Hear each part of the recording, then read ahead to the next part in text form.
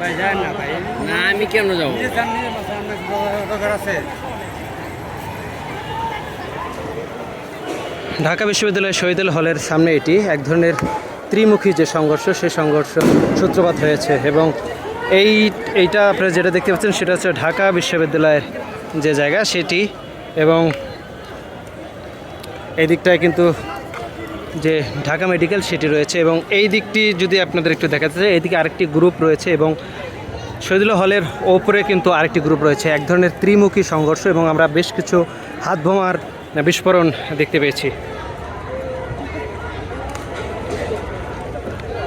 বেশ কিছুক্ষণ ধরেই চলছে এই ইট পাটকেল ছোড়াছুরির ঘটনা, এবং আপনাদের যদি বলতে চাই যে একদল একবার পিছু হটছে, এবার সামনে আসছে, আবার পিছু হটছে, আবার সামনে আসছে, এভাবেই কিন্তু চলছে। এবং ওপর থেকে শহীদুল হলের ওপর থেকে কিন্তু একের পর এক ইট পাটকেল ছোড়া হচ্ছে, এবং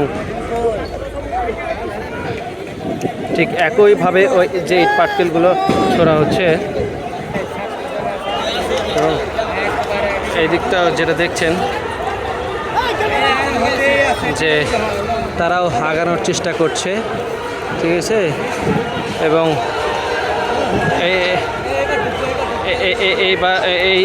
এই দিক থেকে যারা ছাত্রলীগের নেতাকর্মীরা রয়েছেন তারাও প্রবেশ করার চেষ্টা করছে, এবং আপনারা দেখছেন যে যখনই তারা আগানোর চেষ্টা করছে তারা বৃষ্টির মতো তারা যখন ইট পাটকেল ছুটছে তখন কিন্তু তারা আবারও পিছু হটছে, বারবার চেষ্টা করছেন, কিন্তু থেমে থেমে কিন্তু এই সংঘর্ষ চলছেই।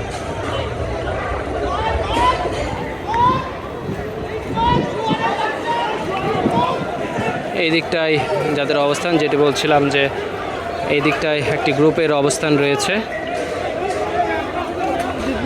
এবং এই দিকে কিন্তু আর একটা গ্রুপের অবস্থান আমরা লক্ষ্য করছি, এবং তারা শহীদুল্লাহ হলের যে গেট, সেই গেটটি ভেঙে কিন্তু ভেতরে প্রবেশের চেষ্টা করছে।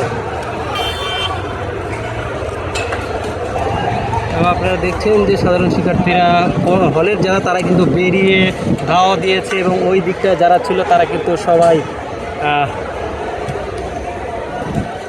পালিয়ে যাচ্ছে। এই থমথমে ধাওয়া পাল্টা ধাওয়ার মধ্য দিয়েই কিন্তু বেশ কিছুক্ষণ ধরে চলছে, এবং হলের উপর থেকে কিন্তু তারা ইট পাটকেল নিক্ষেপ করছে, এবং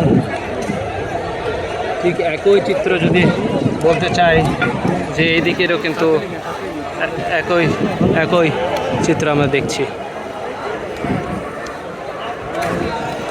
এবং যেটা দেখছেন যে সাধারণ শিক্ষার্থীরা ধাওয়া দিচ্ছে, আবার পিছু হটছে, আবার তারা আসছে, এবং এভাবেই কিন্তু থেমে থেমে যে সংঘর্ষ, সেই সংঘর্ষ